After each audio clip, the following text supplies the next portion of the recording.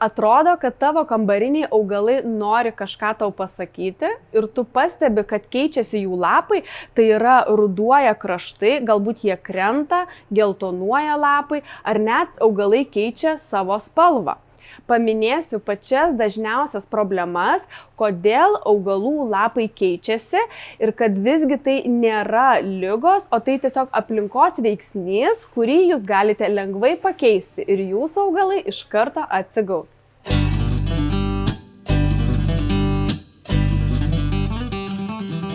Gelstantis augalų lapai signalizuoja, kad šiam augalui trūksta šviesos, tad stenkis jį perkelti į šviesesnę namų vietą, tačiau ne į tiesioginius saulės spindulius. Taip pat lapų geltonumas gali parodyti trąšų trūkumą arba laistymo nereguliarumą.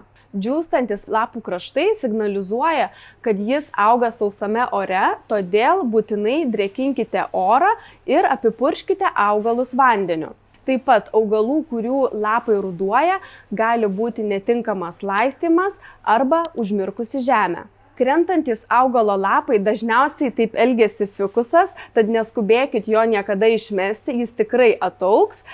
Ir tai yra priežastis, todėl kad jūs arba per daug laistėt, arba per mažai. Bet jeigu lapai krenta jau geltoni, reiškia laistymas buvo per didelis, todėl reikia leisti substratui išdžiūti. Augalai gali nudegti saulėje, todėl augalus, kurie nemėgsta tiesioginės saulės spindulių, laikykit atokiau. Štai kaip ši kalatėja nudegė šiuos lapus ir dėja šie lapai jau neatsigaus, juos reikėtų nukirpti. Jeigu tavo lapiniai augalai keičia spalvą, štai kaip šis smidras, jis turėtų būti sodrios, gražios, žalios spalvos, tačiau tampa geltonas, tai signalas, kad augalui trūksta maistingų medžiagų, tai būtinai juos pradėk tręšti. Štai šis fikusas labai aiškiai parodo, kad jam trūksta maistinių medžiagų, jo pradėjo geltonuoti lapai nuo pat apačios, todėl būtinai pamaitinkim augalus trąšomis. Kaip pagelbėti savo augalams, kad jie greičiau atsistatytų?